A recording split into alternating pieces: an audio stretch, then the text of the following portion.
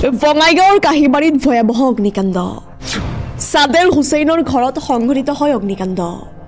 অগ্নিকাণ্ডত পৰিয়ালটোৰ বাসগৃহ সম্পূৰ্ণৰূপে ভস্মীভূত হয় বৈদ্যুতিক মিটাৰৰ পৰা জুই সূত্ৰপাত হোৱাৰ সন্দেহ অগ্নিকাণ্ডত বাসগৃহটোৰ লগতে প্ৰায় 120 মোন ধান নগদ 30,000 টকা আৰু নথিপত্ৰ ভস্মীভূত হয় স্থানীয় ৰাইজৰ তৎপৰতাত জুই নুমাবলৈ সক্ষম হোৱাত বাকী গৃহবোৰ ৰক্ষা পৰে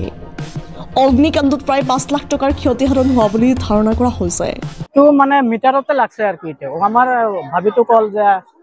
এটো বলে মিটাৰতে অলপ মিনা হৈছে ফুটি উঠছে তাৰে পৰা জুলাই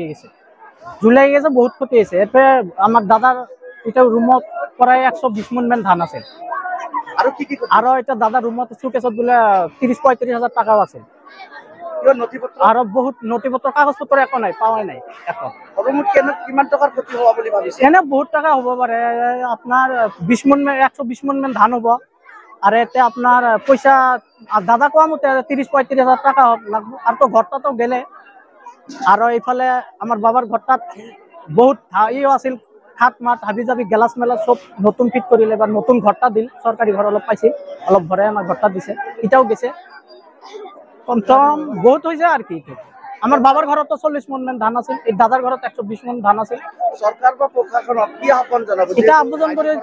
একটু লাইনের পরাই লাগছে এটা আমাকে একটা হয় করিলে ভালো হয় বহুত ক্ষতিপূরণ হয়েছে